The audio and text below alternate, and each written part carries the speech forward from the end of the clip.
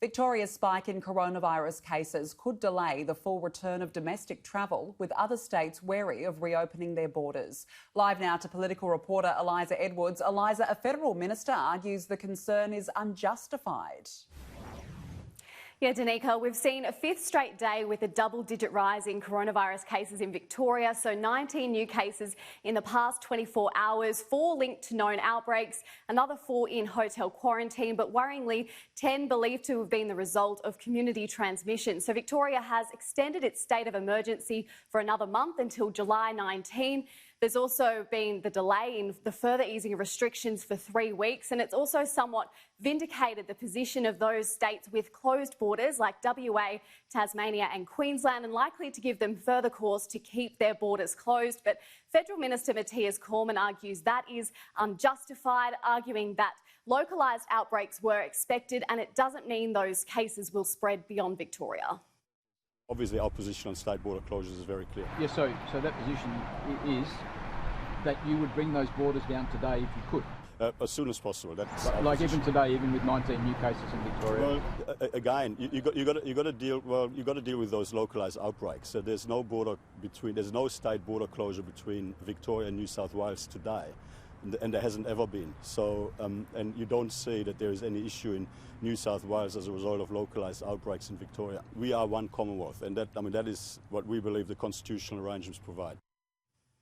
Danica, Mathias Cormann was awkwardly standing next to the WA Premier at the time. He has a very different take on this, suggesting that Victoria does not have the coronavirus outbreak under control and standing by his decision to keep WA's borders closed. Well, obviously there's people who would like to see the border open, and I understand that, but what we're trying to do is keep people safe. So clearly what's happened in Victoria means that we will take that into account in any decisions we'll make, but like everyone, I'm very worried about it. When you see these outbreaks, once they get out of control, people can die, and I don't want to see that come here.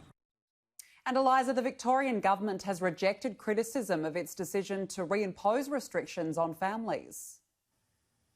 Yeah, Keith Pitt was on Sky News this morning suggesting that it was hypocritical for Victoria to be cracking down on family gatherings after allowing those Black Lives Matter protests to take place a fortnight ago. So far, there have been no community transmission cases linked to the protests, but that didn't stop the Federal Resources Minister from having a crack at the Victorian Premier, saying more should have been done to stop those protests from going ahead.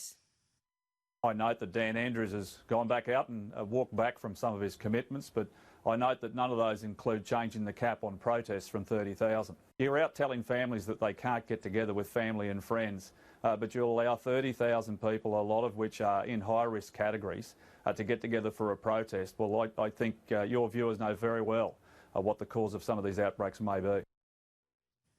The Victorian minister, the police minister rather, hit back, saying that people were strongly advised not to attend those protests and they couldn't stop people from going beyond that strong advice.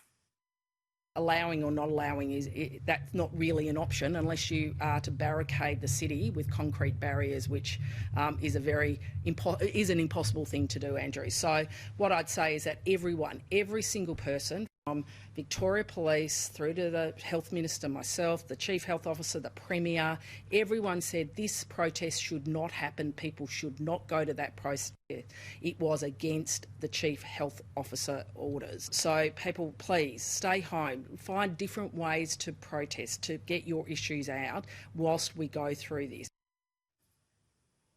Danica, all state and territory health officials are meeting this afternoon. There's no doubt the situation in Victoria will be high on the agenda.